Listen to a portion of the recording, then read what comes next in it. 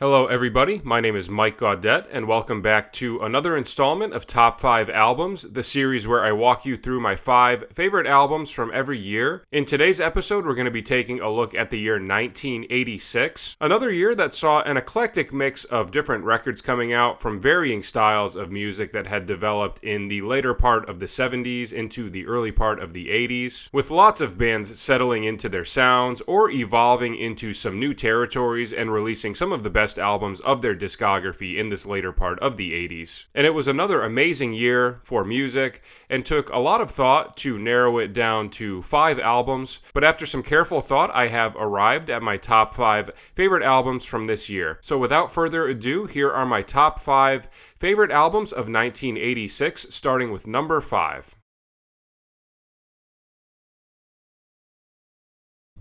Coming in at number 5 is Tinderbox by Siouxsie and the Banshees, an amazing album to come out of the discography of this legendary British rock band. And this record was later on in their discography, coming in as their 7th studio album. And in the early days of Siouxsie and the Banshees, they were more known for being a post-punk group. But as their discography continued, they would start to implement a wider palette of different styles, such as gothic rock, art rock, psychedelic, new wave, and alternative rock, which is where they were at stylistically at this point in their discography. But they still wrote some tracks that sound more similar to the earlier Siouxsie and the Banshees sound, which I think balances out this record very nicely. It's 8 tracks long with 4 songs on each side, and I think they do a really great job of delivering a very cohesive and consistent track listing that is a very easy listen at 38 minutes in length, and it's packed with so many great songs. Side 1 showcases their more pop and alt-rock sensibilities beautifully with the opening and closing tracks, Candyman and Cities in Dust.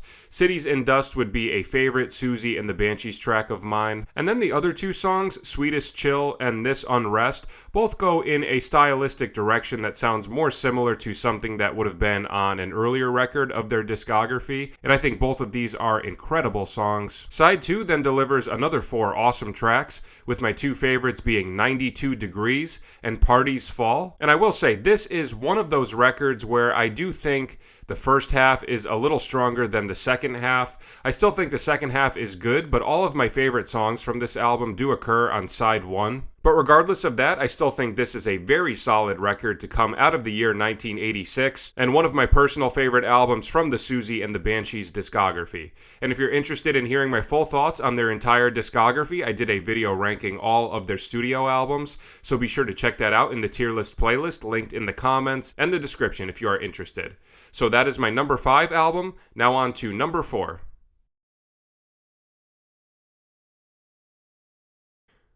Coming in at number 4 is Brotherhood by New Order, an amazing record to come from this legendary English rock band, and one of my personal favorite albums of their discography. This was their 4th studio album, and I think they did a really great job of giving us a nice mixture of different sounds, giving us some of the post-punk elements that is more reminiscent of the earlier part of their discography, but also giving us a handful of tracks that go into more of that synth-pop direction, which is a style that they had started dabbling in more at this point in their discography, and they split up these 2 styles beautifully in the track listing. It's 9 tracks long with 5 songs on side 1 and 4 songs on side 2, and stylistically side 1 is much more in a rock and post-punk sort of realm, while side 2 goes into some more synth pop and dance territories. And I think they did a really great job of showcasing all of the different styles and sounds that they had developed and built upon up to this point in their discography. And for me, there are multiple tracks on here that I would regard as some of my favorite New Order tracks. For side 1, I think the opening track, Paradise, is probably the best opening track of any New Order album. And the other 2 standouts for side 1 for me would be Broken Promise and Weirdo.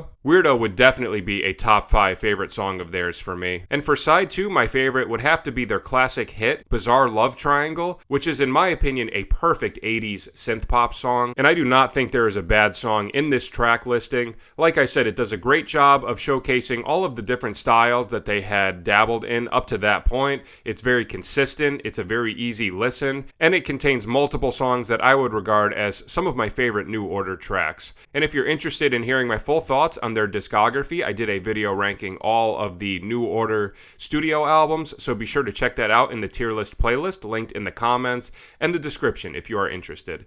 So that is my number 4 album. Now on to number 3.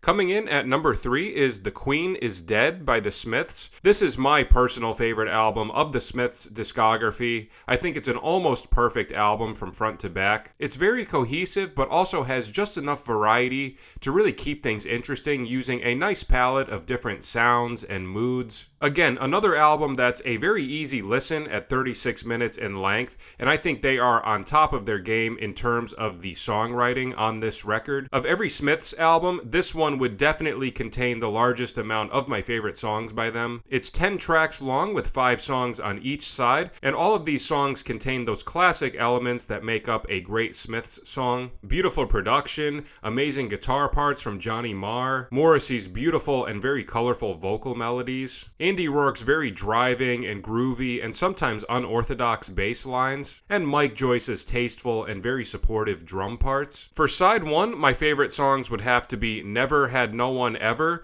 The Queen is Dead, and Cemetery Gates. For side 2, my favorite track hands down would be There Is a Light That Never Goes Out. Not only is that my favorite song from this album, but it's probably my number 1 favorite Smiths song, and one of their most classic tracks of all time. I know it's a super cliche choice as a favorite song of theirs, but it really is just such a beautiful song that I can listen to over and over again and never get tired of it. And my other favorite from side 2 would be the closing track, Some Girls Are Bigger Than Others, a track that has some really beautiful guitar parts and very pretty and moody vocal melodies from Morrissey. And in general, in my opinion, this album has the strongest track listing of any Smiths record. The only song I'm not crazy about on here is Vicar in a Tutu, and if it wasn't for that one track, I would say that this is a perfect album, but everything else on here is so strong that ultimately it does not take away from this record very much for me, and like I said, I consider this to be the best album from the Smiths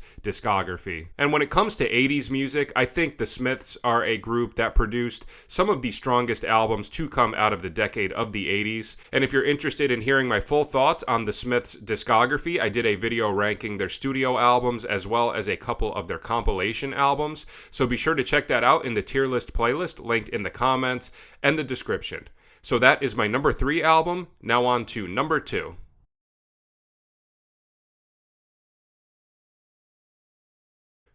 Coming in at number 2 is Black Celebration by Depeche Mode. This is my personal favorite record from the Depeche Mode discography. Musically, I think this is some of the most interesting stuff that they have written up to this point, taking the sounds that they had established on their previous 4 records and building off of it and expanding their sound even further, giving us this great mix of synth pop, industrial, dark wave, and ambient. And there's sort of this dark and doom and gloom undertone that encapsulates the sound of this record, and that is a mood that I think Depeche Mode in particular really articulates exceptionally. I've always tended to resonate a lot with the darker side of their songwriting, and that is on full display throughout this record. It's 11 tracks long with 5 songs on side 1 and 6 songs on side 2. My favorite tracks from side 1 would have to be the opening title track, Black Celebration, which I think is the best opening track of any Depeche Mode record. Such an awesome way to bring the album in with this really dark intensity. And my other favorite from side 1 would have to be A Question of Lust, a beautiful and dark ballad that has some really pretty vocal melodies. For side 2, my 2 favorite tracks would be Here Is the House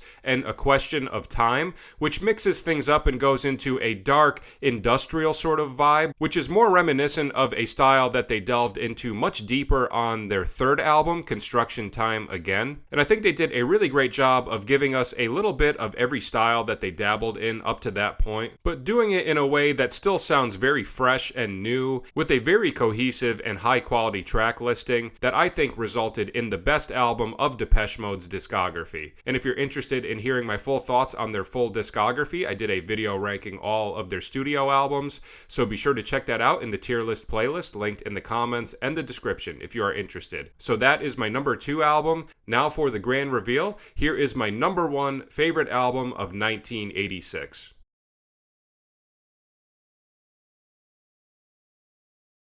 Alright, coming in as my favorite album of 1986 is Skylarking by XTC. Not only is this my favorite record from 1986, but it's also one of my favorite albums to come out of the entire decade of the 80s. I think this is a masterpiece and pretty much a perfect record from front to back. This was a bit later in XTC's discography. This was their 9th studio album, and a couple of the albums released prior to this one had not done very well, so they had decided to go into a different direction and bring in Todd Rundgren as the producer of this record. And Todd Rundgren and Andy Partridge both have very strong and very different personalities, so there was a lot of butting heads and a lot of conflict and tension through the making of this record, and it resulted in a musical feud that is still alive to this day. And I absolutely love both of them. I think they are both musical geniuses, and despite the clashing personalities that were present during the making of this record, I still think it resulted in an absolutely spectacular album. The way that this album came about was that they had a bunch of songs that were already written, and Todd Rundgren came up with the idea of taking this batch of songs and assembling them in a way that somewhat resembles a loose concept album based around some sort of cycle or season or period of time. And from a songwriting standpoint, Andy Partridge and Colin Moulding are both on top of their game, delivering some top-tier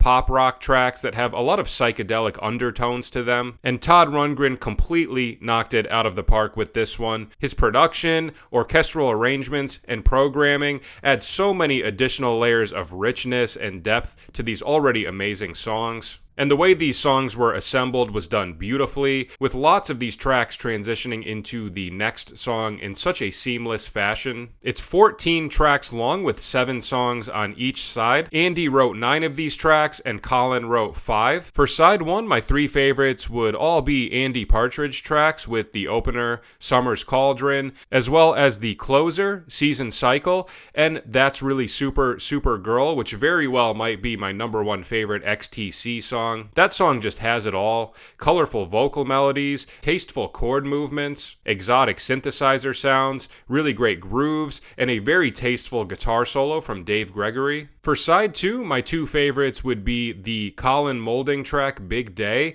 as well as the beautiful acoustic Andy Partridge track Mermaid Smiled. And the only critique that I can give this album is that on the original release, they had made the decision to omit the song Dear God because they thought it was going to be too controversial, and they replaced that with a song titled Another Satellite, and that would be the one track from this album that I'm not crazy about. And I think if they had replaced that with Dear God, this would easily be a perfect track listing from front to back. They would eventually include Dear God on the re-release, but that would be the only critique that I would give this record, because Dear God is just a masterpiece and one of the most classic XTC songs, and I really wish they would have included it on the original release, but better late than never. And regardless of that, I still think this is the best album to come out of the year 1986, and my personal favorite album from XTC's discography. And if you're interested in hearing my full thoughts on all of XTC's albums, I did a video ranking all of their studio albums, so be sure to check that out in the tier list playlist, linked in the comments and the description. So those are my 5 favorite albums from 1986. So to recap, at number 5 we had Tinderbox by Susie and the Banshees. At number 4 we had Brotherhood by New Order. At number 3 we had The Queen Is Dead by the Smiths. At number 2 we had Black Celebration by Depeche Mode. And number 1 was Skylarking by XTC. If you haven't heard any of these albums and you give them a listen, please let me know your thoughts in the comments. I would love to see what you think. And please let me know what your 5 favorite albums of 1986 are in the comments. I would love to see your lists. Alright, that is it for today. Thanks so much for watching, and stay tuned for my top 5 albums of 1987. I'll see you then. Take care.